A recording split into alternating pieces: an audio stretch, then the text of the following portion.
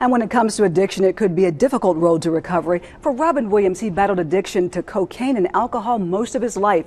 Our Elise Coulter sat down with an addiction specialist who explains the lifelong struggle to stay sober. Elise?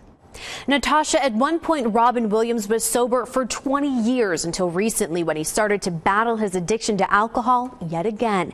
And it's a battle that every recovering addict faces every day of their life. Addiction is a disease. Addiction takes many forms: alcohol, prescriptions, heroin, gambling, the list goes on. It's a chronic disease. There's no cure for it. As a result of that, people who have addiction, not only do they need to go to rehab initially, but it's a lifelong condition.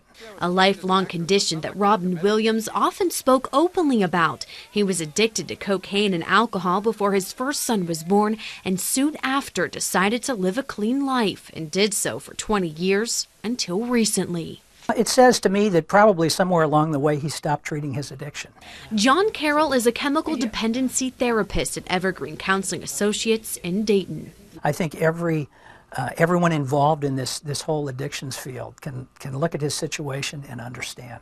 He says often drug addiction and depression become an entangled web, one hard to recover from. There are people who have depression who use drugs and alcohol to medicate the symptoms, and eventually that gets out of control.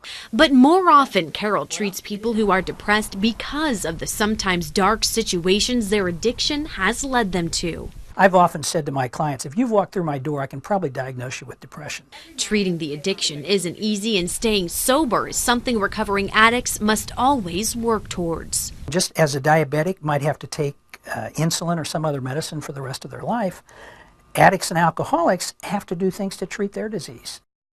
Carroll said alcoholism is by far what he treats the most. However, he says he's seeing more and more recovering heroin addicts. Jack, Natasha, back to you.